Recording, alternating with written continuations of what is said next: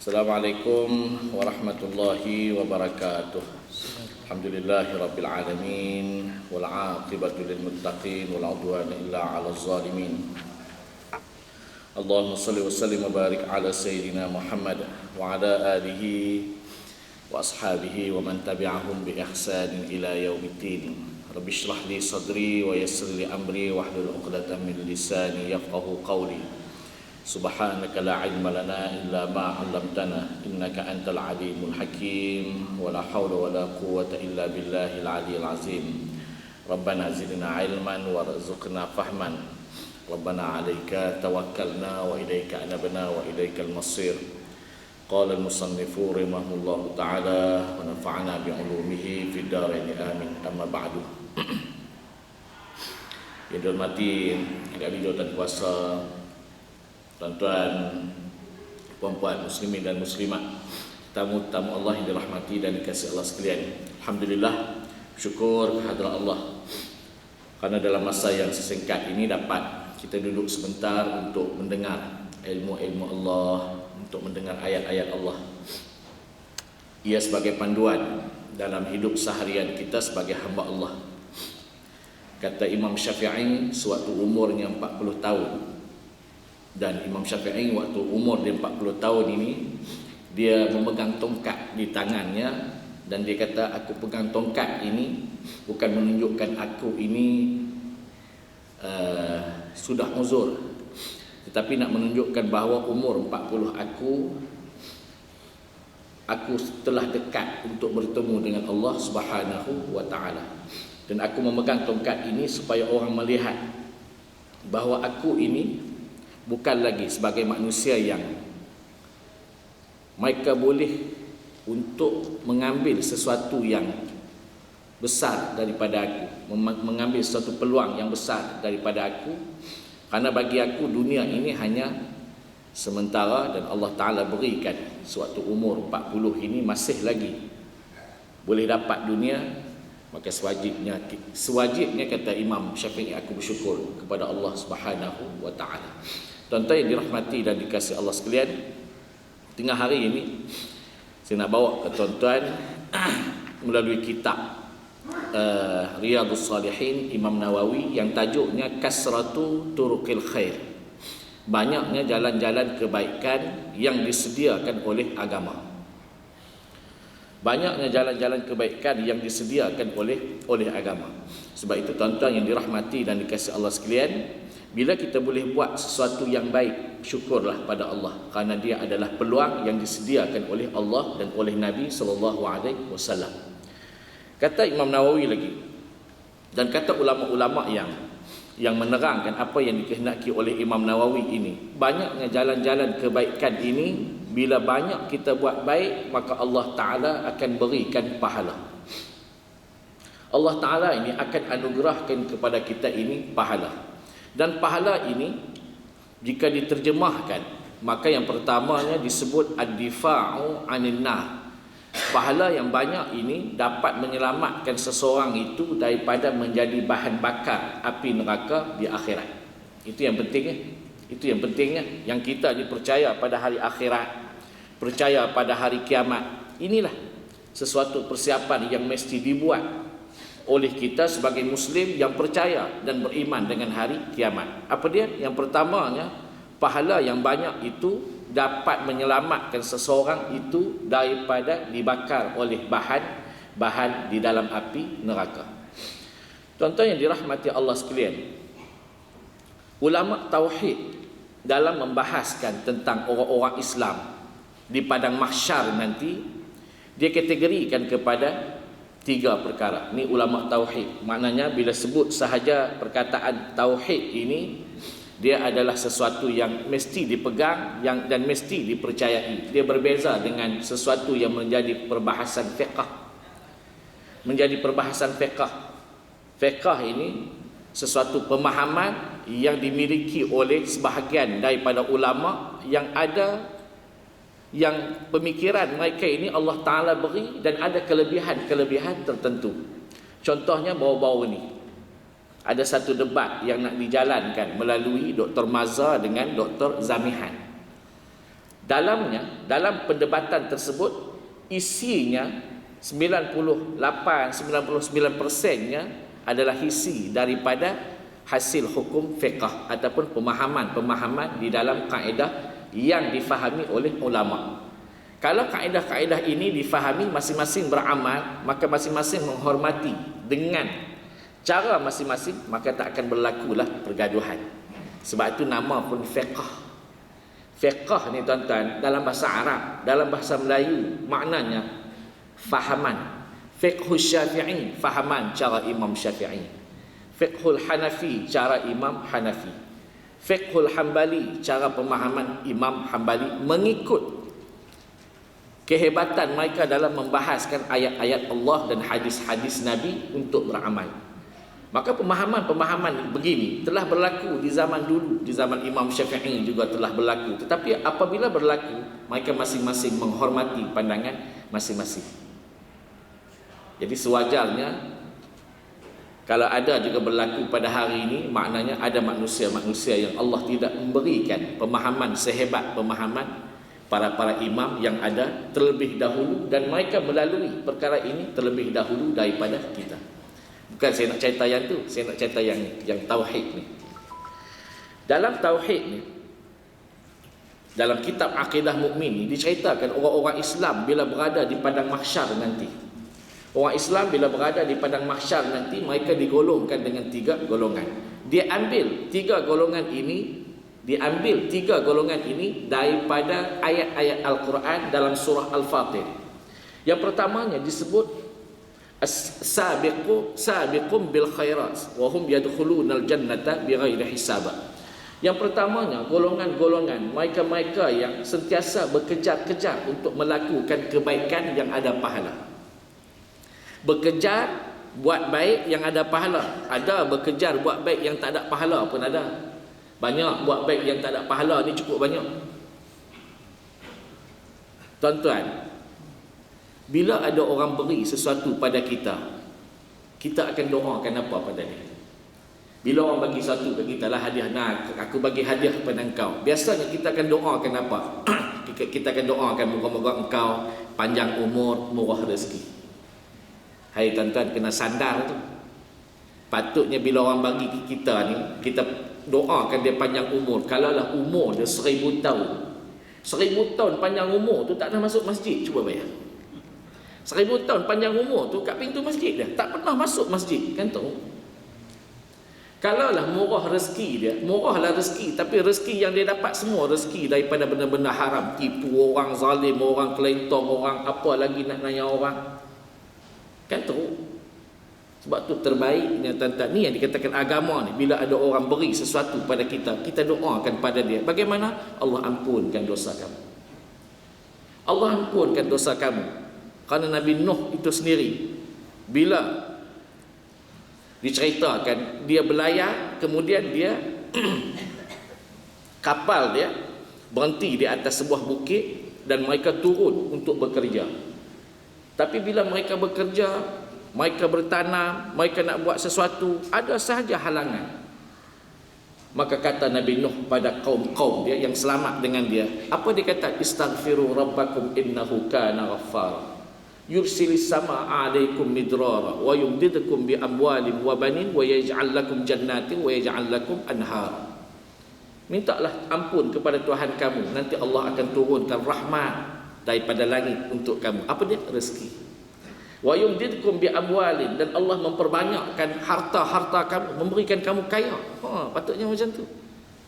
Wa banin, dan Allah jadikan anak-anak kamu baik. Wa yaj'al lakum jannatin wa yaj'al lakum anhar. Allah jadikan sekeliling kamu ini macam kamu berada di dalam syurga. Punyalah senang. Itu yang sepatutnya. Sebab itu tuan-tuan,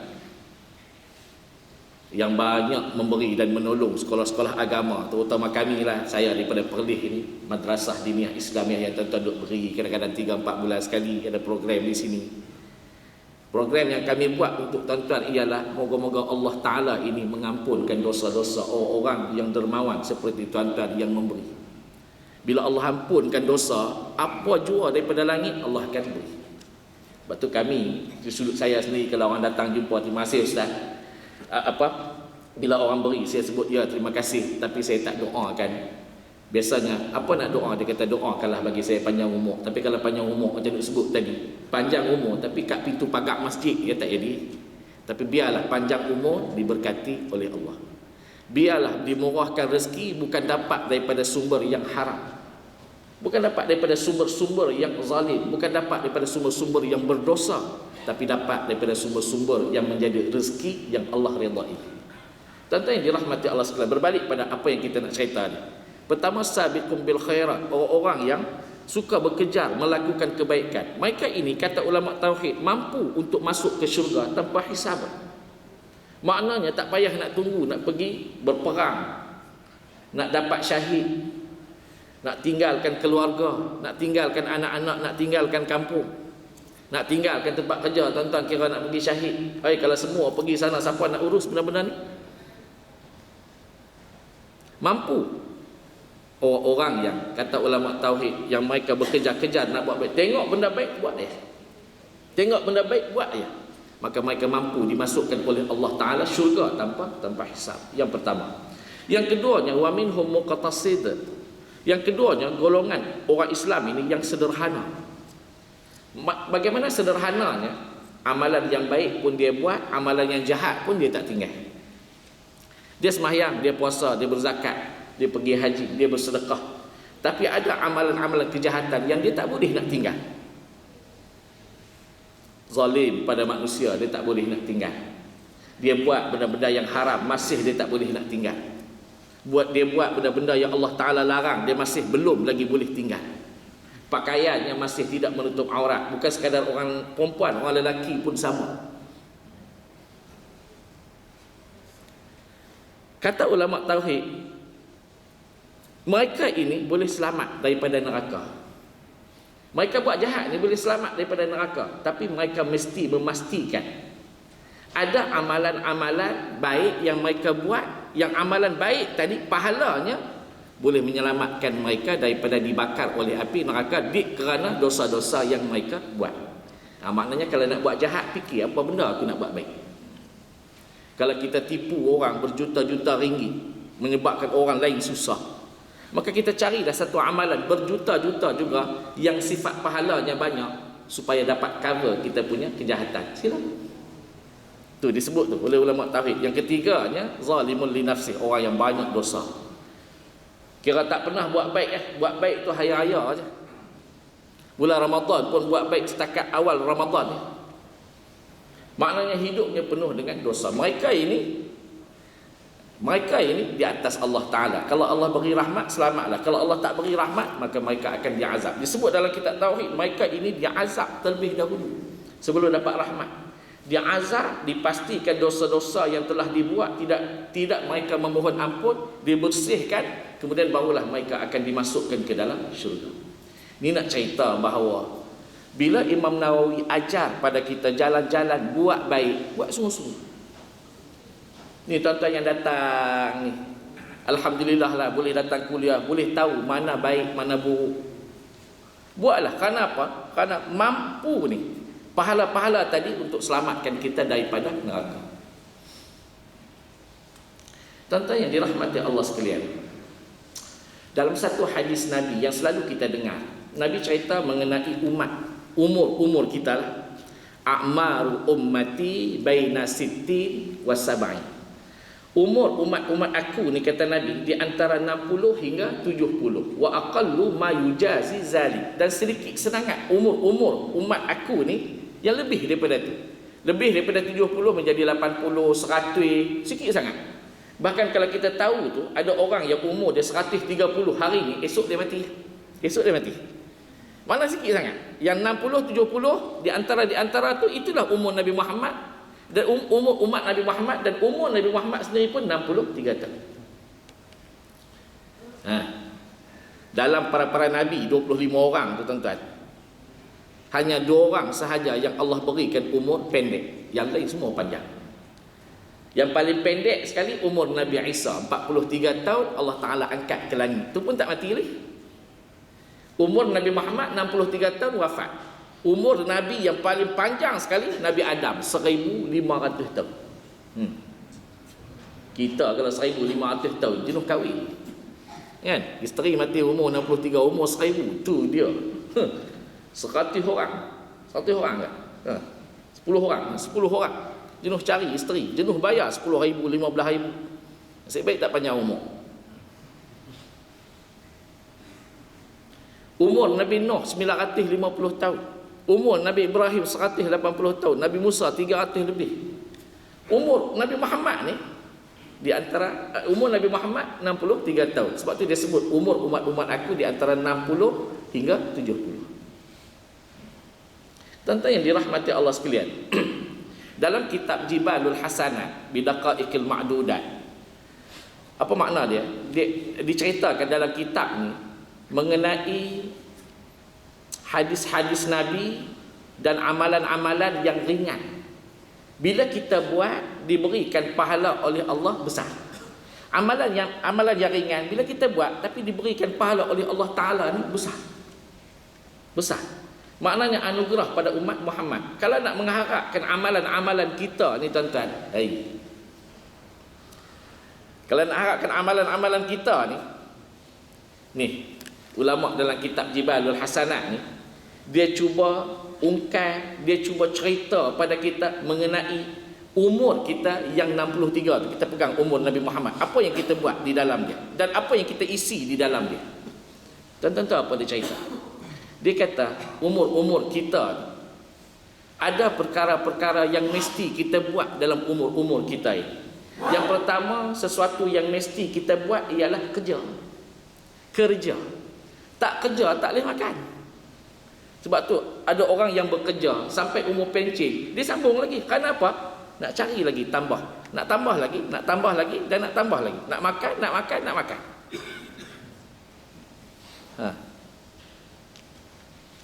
Supaya apa? Supaya senang. Nak makan dan terus nak makan. Nak kerja. Satu benda yang boleh menyenangkan kita dengan kerja. Dan kerja ni satu benda yang mesti buat. Kita di Malaysia ni kira mana ada tempat yang orang tak ada kerja. Semua ada kerja. Semua tempat, di tempat kita ni mana ada orang tak ada kerja. Semua ada kerja. Bukti dia tu sampai tak cukuplah pekerja nak dibawa pula daripada luar 1.5 bilion tu sebab semua tempat ada kerja. Nak kerja belaka? Mana ada? Kan? Mana ada orang tak ada kerja, duduk lepak. Ada kerja lagi? Tak ada kerja. Dah semua ada kerja. Sebagai bukti tu nak bawa masuk sampai 1.5 bilion. Lepas ni nampak sebelah tuan-tuan ni, rasanya tak kita mana omong kau? No. Sana tu dia oversee tu. Oh. Tengoklah bulan-bulan depan kan, kita tengok muka rasa macam Syahrukh Khan yang sebelah ni. Oh, punya bukan. Kan? Tengah ada nyanyi lagu Dilwali Jahannam tu kan. Kita ingat kot sahabat kita rupanya kawan kita daripada jauh. Tuan-tuan yang dirahmati Allah sekalian, ulama ni cerita kita bekerja tu satu benda yang mesti dibuat. Katakanlah satu hari kita bekerja. Tuan-tuan bekerja satu hari berapa jam? 8 atau 12 jam no. Istimik biasa 8 jam lah kan. Biasa 8 jam lah. Biasa 8 jam, tuan-tuan 12 jam hebat lagi ya. Ni 8 jam. Kalau anda kata 8 jam, dia sebut tu. Kalau anda katalah satu hari 8 jam dengan umur kita 63 tahun. Bermakna, dia kata kita menggunakan masa untuk bekerja satu hari 8 jam dengan umur 63 tahun itu, kita mengambil masa hampir 21 tahun bekerja. Tu dia. 8 jam bekerja satu hari dengan umur 63 itu menjadikan kita bekerja 21 tahun. Kalau 12 jam lagi lama. 21 tahun tu kita bekerja aja. Kan? 21 tahun. Tuan-tuan bekerja lebih lagi. Nak pencen 30 tahun, 35, 20 ni tentera aja, 21 ni tentera aja. Tapi dia cerita macam itulah. Kalau kita bekerja satu hari 8 jam, kita mengambil masa 21 tahun. Kalau umur kita 63 tahun. Contohlah. Contoh 63 tahun tu. Yang pertama. Yang keduanya, benda yang penting dalam hidup yang mesti kita buat. Agak-agak benda apa entah? Tidur. Betul. Tu dia tepat betul. Memang kalau tak tidur, tuan-tuan jadi Ustaz Kazim. Rabah. Tu sebab tak tidur lah tu. Kan? Kawan-kawan kita yang kadang-kadang rebah tu kerana tidur tak cukup. Pagi, petang, siang, malam kerja 1 jam aja rehat. Apa boleh buat? Tidur ni satu benda yang penting. Satu hari doktor sebut berapa jam tidur yang sebaik-baiknya? 8. Umur kita ni tuan-tuan 6 jam cukup dah.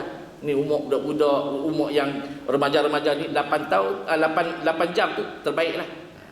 8 jam. Kalau 8 jam dengan umur kita 63 tahun, mengambil masa yang sama juga. Tidur saja 21 tahun. 21 tahun itu tu 8 jam tu tak kira yang tidur dalam kuliah. Tidur dalam kuliah tidur, duduk di tiang tidur. Tak kira lagi yang duduk atas kerusi. Duduk atas kerusi, tidur.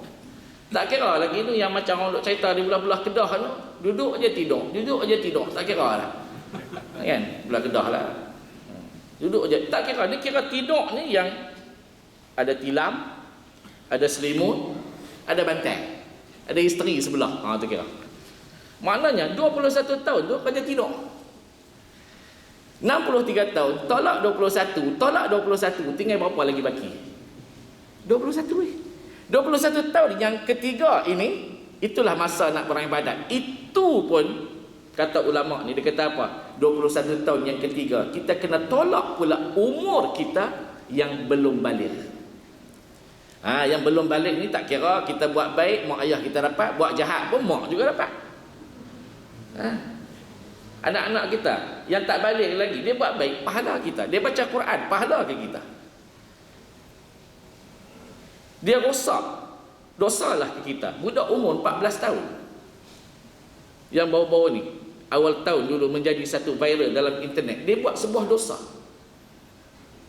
dengan kekasih dia di malam tahun baru. Dosalah pada ibu dan ayah dia.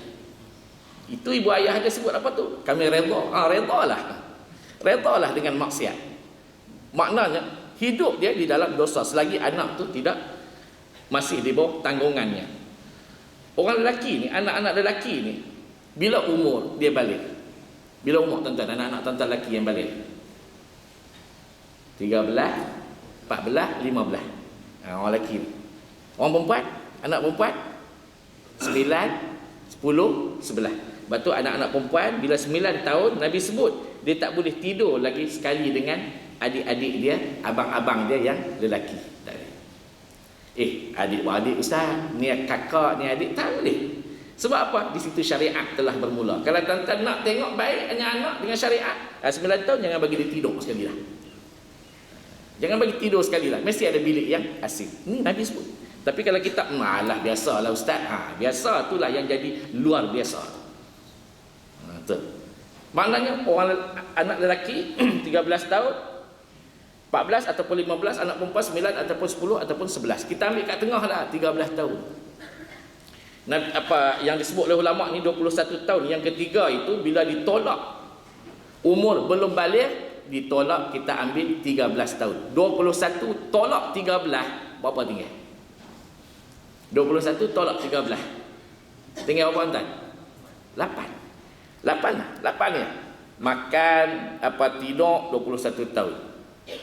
Bekerja 21 tahun. Tak balik 13 tahun. Tinggal 8 tahun.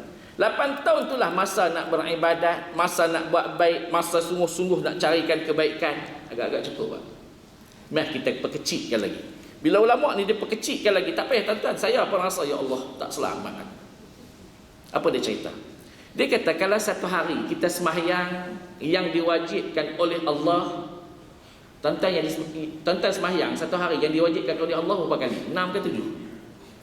Dia tanya tuan-tuan berapa kali sembahyang yang diwajibkan oleh Allah satu hari tuan-tuan buat berapa? 6 ke 7? Saya ni paling 5 aja.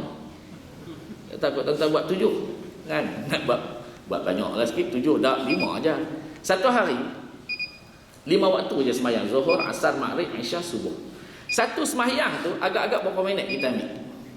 5 minit lah. Kalau kita sembahyang seorang kan, kalau sembahyang Jumaat lebih kurang 10 minit lah. Kan? Dia kata kalau 5 minit, satu hari 5 kali sembahyang kali dengan 5 minit, satu hari berapa minit kita sembah Allah? 25 minit. 25 minit. Dia cerita tu, kalau satu hari 5 minit, menjadikan satu hari, kalau satu waktu 5 minit, menjadikan satu hari 25 minit sahaja, kali dengan seminggu, kali dengan sebulan, kali dengan setahun, kali pula dengan 50 tahun. Asal 63 tahun, tolak 13 jadi 50 tahun. Maka akan menjadi kita sembahyang ni sehari semalam dengan umur kita 50 tahun, itu hanya memakan masa 9 bulan sahaja. 9 bulan sahaja. Cuba ya. Tidur 21 tahun habis. Dalam tidur ada sembahyang. Dalam tidur ada ke baca Quran. Mimpi je dah. Mimpi pergi Mekah hebatnya, bangun-bangun duduk kat situ je. Bekerja, dalam kita bekerja. Sempatkan nak taat pada Allah, nak boleh buat begitu begini. Tengok tak sembahyang Allah 9 bulan. 9 bulan tu dah rasa isyaku ni agak-agak Allah Ta'ala nak bagi syurga warna merah ke, warna hijau ke, warna apa. Ada seorang muslimat, tak mau cerita di mana. Dia tanya saya dalam satu kuliah, dia kata, "Ustaz, semua amalan-amalan yang Ustaz cerita ni semua saya dah buat. Agak-agak Allah Ta'ala nak berikan saya syurga yang mana?" Saya tanya pada akak tu, dah berapa puluh tahun dah akak beramal dengan amalan yang Nabi cerita ni? Dia kata baru setahun setengah. Allah, baru setahun setengah. 9 bulan. Tuan-tuan bekerja, ada KWSP kan? Ada. Bila boleh ambil KWSP? Lepas daripada 9 bulan kan boleh ambil. Tuan-tuan bekerja 9 bulan, pergi jumpa bos. Bos, saya nak keluarkan duit KWSP. Agak-agak boleh tak? Tak boleh. Baru 9 bulan. Tuan-tuan ambil takaful. Insurans nyawa kan, insurans harta kan, tak kira lah. Lepas 9 bulan tuan-tuan pergi jumpa takaful. Insurans. Ni saya nak collect balik duit. Dalam masa 9 bulan tu dapat banyak mana? Boleh tak? Tak boleh. Nak dapat tu tak boleh. Mesti selepas daripada 2 hingga 5 tahun. Cuba bayar. 9 bulan dengar balik, ya Allah. Sebab tu tuan-tuan, Sayyidina Umar tu, dia jadikan dirinya satu hari mesti habis satu Quran dia punya baca. Dalam sejarah dicatatkan Sayyidina Umar tu satu hari dia boleh baca Quran tu, dalam masa satu hari tu dia boleh baca satu Quran. Macam mana cara dia baca? Wallahu alam. Tak tahu cara dia baca mana. Tapi sejarah diceritakan kalau dia bermula dengan alif lam mim. Dia naik kuda, dia mula dengan alif lam mim dan kuda tu berjalan. Kuda tadi ni melintasi jalan sebelah tu aja. Dia jalan, mula alif lam mim, kuda ada melintasi jalan sebelah tu. Dia sampai sebelah sana, kuda pun berhenti, maka dia habis sampai qul a'udzu birabbin nas. Macam mana dia baca? Wallahu a'lam. Tu anugerah yang Allah beri pada sahabat. Sebab tu kita dengar para sahabat ni sekali semayang malam dia 100 rakaat. Kita kata tak apa, sahabat bukan buat kerja apa. Sama juga. Sama juga dengan kita. Tuan-tuan yang dirahmati Allah sekalian, bila kita dengar benda-benda yang macam ni, ada sebahagian daripada kita kuat untuk buat baik. Sebahagiannya ikutlah. Ikutlah. Ikutlah nak buat kata nak buat ikut. Baik. Allah Ta'ala ni tuan-tuan, dia cerita dalam ayat Al-Quran surah Zariyat, wa ma khalaqatul jinna wal insa illa liya'budun. Tidak aku jadikan jin dan manusia melainkan untuk beribadat. Perkataan liya'budun itu dijadikan sebagai perbahasan utama. Apa dia kata? Hidup setiap manusia ni, kata ahli tafsir, jin dan manusia ini hidup dia mesti jadikan semuanya dalam ibadat. Maksudnya semuanya kita jadikan masa untuk menambahkan pahala di sisi Allah. Tuan-tuan bercakap, ikut tak ada pahala, tapi Nabi kata kalau bercakap tu dalamnya ada kalimat Allah, ajak buat baik, meninggalkan kemungkaran. Bercakaplah 30 jam pun diberikan pahala. Tengok. Kita tidur, ikutlah cara Islam tidur, ambil wudu. Ikutlah cara Islam tidur. Bagaimana? Memulakan dengan doa, kan simple. Tuan-tuan minum, tuan-tuan makan, kan ada di sana benda-benda yang boleh, benda yang tak boleh. Yang boleh itu semua diberikan pahala. Tuan-tuan berkahwin, satu benda yang harus. Hukum kahwin ni harus, bukan wajib. Berkahwin ni ada pahala dan ada dosa. Bila kita berkahwin, bertanggungjawab dengan isteri, menyayangi isteri, mendoakan mereka, menjaga syariat-syariat mereka. Tapi kalau hanya sekadar jaga makan, jaga minum, syariat tidak terjaga, agama mereka tidak tahu, dosa. Sebab tu jadikanlah hidup ni, kata ulama tafsir, sepanjangannya ada pahala di sisi Allah, insya-Allah selamat. Tuan-tuan tahu tak dalam masa 1 minit, ni diceritakan dalam kitab ni, dalam masa 1 minit kita boleh dapat pahala 7,320 pahala. Kalau nak harapkan sembahyang, 9 bulan tu kalau kita sembahyang berjamaah 27 aja pahala. Kalau kita sembahyang seorang, satu aja. 9 bulan tu 9 kali 5. Baru 9 kali 5 baru 270. Sembahyang satu baru 270 pahala. Umur 50 bawa pahala 270. Allah nak terima tidak? Sikit sangat. Kalau sembahyang berjamaah mungkinlah banyak sikit. Banyak sikit dia tak sampai 1000 pun. Baik. Tapi diceritakan ke kita. Ni nak bagi ni. Nak bagi bahawa umat Muhammad ni kalau dia belajar ilmu macam tuan-tuan ni ada ilmu, insya-Allah banyaklah pahala. Duk saja pun pahala. Diceritakan dalam masa seminit tu boleh dapat 7320 pahala. Tentu apa dia amalan dia? Amalannya ialah membaca Al-Fatihah. Bukan baca Fatihah tu, baca Alhamdulillah lah. Alhamdulillahirabbil alamin arrahmanir rahim maliki yaumiddin sampai habis. Waladdallin amin. Macam mana dikira? Ni dikira. Mari kita kira. Dalam surah Fatihah, saya nak tanya tuan-tuan satu soalan. Satu je soalan. Lain tu tuan-tuan nak tanya saya banyak soalan pun tak apa. Saya tanya satu je soalan. Dalam surah Fatihah ni ada berapa huruf? Sudah. Ada berapa bilangan huruf? Sudah tuan-tuan. Tuan-tuan jangan main bilangan-bilangan huruf ni, nak jadi kaya pun bilangan huruf. Tuan-tuan nak dapat juta-juta kena pergi tikam. Tikam tu bukan tikam huruf ABC, itu tikam nombor. Tikam mekok nombor. Tuan-tuan tekan lift tu, tuan-tuan tekan apa? ABC kan, tuan-tuan tekan nombor. Tekan nombor. Nak naik ke atas ni tekan nombor, silap-silap turun balik. Tuan-tuan keluar daripada jabat, tuan-tuan nak pergi ke motor, tuan-tuan. Motor yang ada depan tu semua warna merah. Tuan-tuan ambil kunci, tuan-tuan pergi bubuh di tempat kunci dia. Tuan-tuan tengok nombor dulu. Bubuh gitu ya, start tak boleh. Tengok-tengok lah nombor orang lain punya. Berapa dalam surah Fatihah? Huruf-hurufnya dalam surah Fatihah tu ada berapa bilangan? Tak nak fikir ke tuan-tuan? Kena kira. Minyak pun tuan-tuan duk kira macam mana hari tu. Stok RM40 sekarang tinggal 32. Contoh. Kita kira kan? Berapa duit yang Arab bagi kan? Dan berapa duit kita balik semula, dan berapa lagi tinggal? Duk mana pula tinggal? Cari tu. Kira. Satu hari kita belanja banyak mana kita belanja, banyak mana kita habis. Cari. Dalam surah Fatihah ni ada 122 huruf. Nabi sebut likulli harfin ashru mudha'afah. Setiap satu huruf yang dibaca itu dalam Al-Quran, satu huruf diberikan pahala 10. Maknanya kalau 122 kali dengan 10 berapa dapat? 1220. Sekali baca surah Fatihah tu dapat pahala 1220 pahala. Daripada pagi tadi sampai tengah hari berapa kali baca Fatihah. Dan surah Fatihah ini disebut tu dalam masa 1 minit kita boleh baca 6 kali. 6 kali. Dalam masa 1 minit tu boleh dibaca 6 kali. Jangan baca macam qari tu. Alhamdulillahirabbil alamin. Tak payahlah. Baca macam biasa, macam tuan-tuan duk baca tahlil, macam tuan-tuan nilah nak mula kuliah Al-Fatihah. Macam itulah tuan-tuan baca alhamdulillahirabbil alamin arrahmanir rahim maliki yaumiddin. Lagi.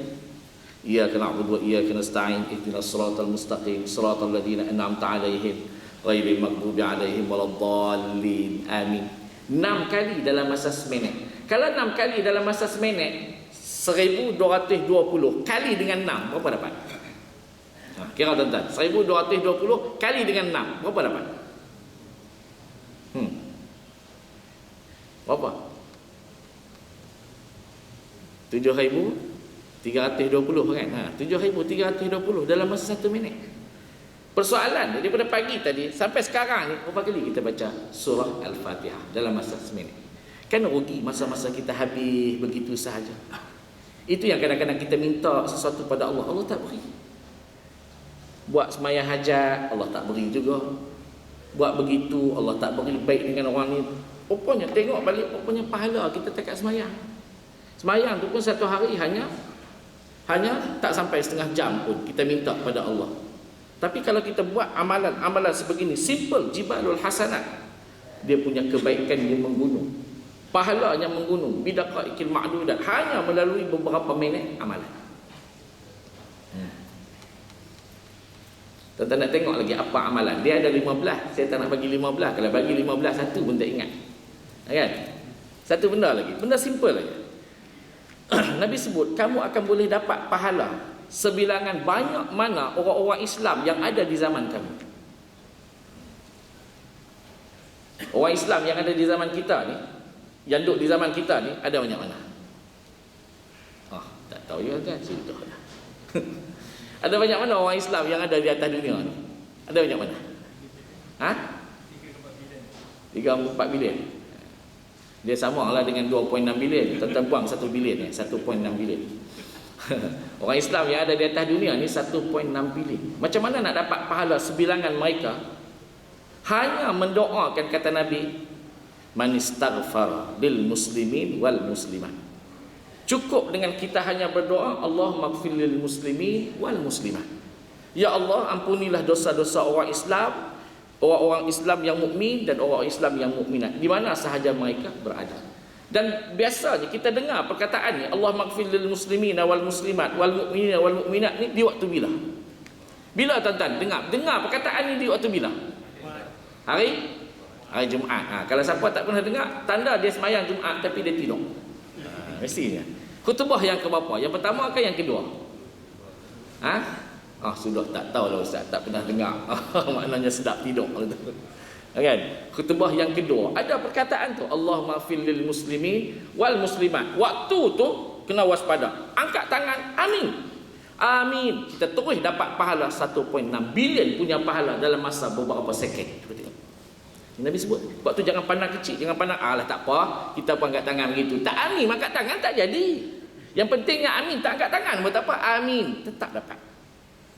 Kalau tuan-tuan tak terbuat waktu Jumaat, cover balik waktu sembahyang biasa. Allahumma ighfir li zunubi wa li walidayya. Lagi apa? Warhamhuma kama rabbayani saghira. Tambah sikit, wa li jami'il muslimin wal muslimat wal mu'minin wal mu'minas al ahya'i minhum wal amwas. Dapatlah pahala dalam masa beberapa second itu 1.6 bilion pahala.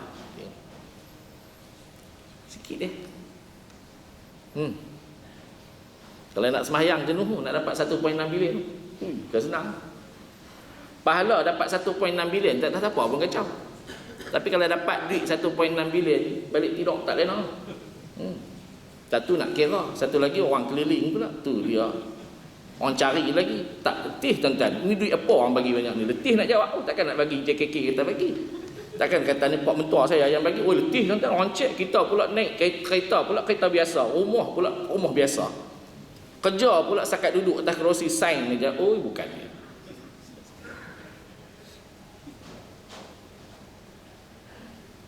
Satu lagi saya nak bagi. Benda yang simple. Nabi kata man qala assalamu alaikum faradda alaihi falahu 10. Masya-Allah. Hebat. Ni jangan pandang kecil benda-benda yang macam ni. Ada anugerah pahala nak dibandingkan dengan sembahyang kita yang sikit tu. Barang siapa yang memulakan salam, assalamualaikum, dijawab salamnya, maka diberinya pahala kepada orang yang memberi salam 10 pahala. Man qala assalamualaikum warahmatullah. Assalamualaikum, sambung lagi. Warahmatullah. Faradda alaihi falahu 20. Barang siapa yang memberi salam, assalamualaikum warahmatullah, dia sambung sikit. Dijawab salamnya, maka diberikan pahala 20 pahala.